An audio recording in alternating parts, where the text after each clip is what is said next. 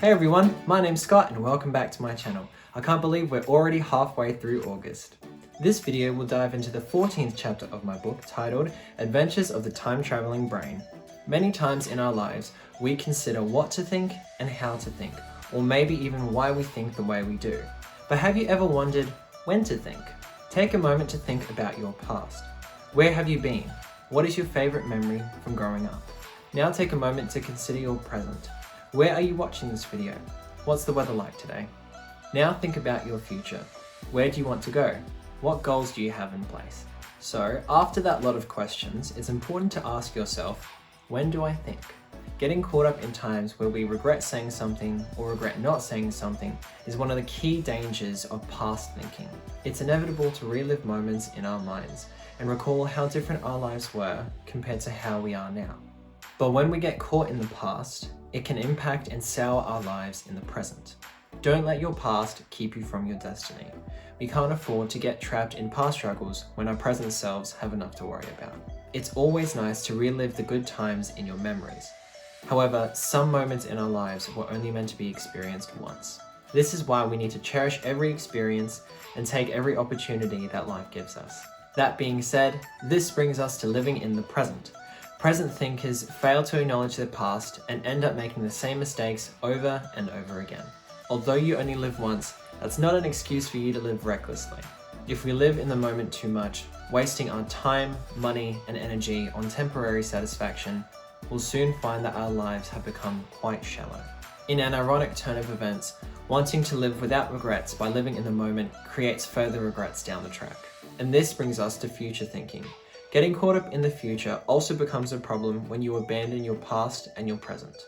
This is seen in the immensely popular craze sweeping the nation, procrastination! Yay, putting things off. Don't get me wrong, it's great to get excited about the amazing things in your future, because there will be amazing things in your future, but not if you never take a step towards them. Sometimes we can get caught daydreaming about what life will be like or who we will be. But we will never reach that if we are only dreaming. This reminds me of a scene from one of my favorite books growing up. In Dr. Seuss's Oh, the Places You'll Go, there is a place known as the waiting place. This is where everyone waits for things to happen instead of making them happen. It's important that we don't get stuck here.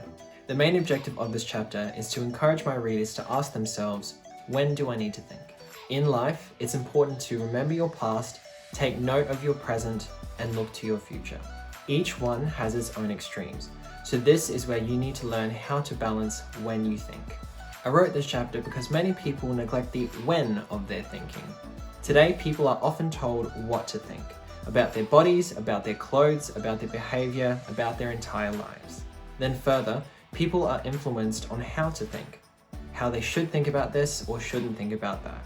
And when this becomes a problem, people begin to question why they think the way they do. Why is this happening to me? Why am I like this? Why? But there is a lot of power in not only thinking for yourself, but also paying attention to when you think. Not that people stop thinking, because I for one know that my head voice always has something to say. But regardless, I wrote this chapter in hopes that my readers will really think on the tense that they think in. Thank you very much for watching. Please like this video and comment down below what you thought of this chapter. Make sure to subscribe to my channel as well. I post every Saturday, so make sure to hit that notification bell so you never miss a video. You can find a link to my book in the description box below. If you're an Australian viewer and want to get yourself a signed copy, head to my website at www.scottbradbrook.com and fill out a contact form for a special discounted price. You can also follow me on my various social medias. I've got some new projects in the works at the moment, so make sure to follow me for updates. And until the next video, live a life worth writing about, whether it's in books or in the stars.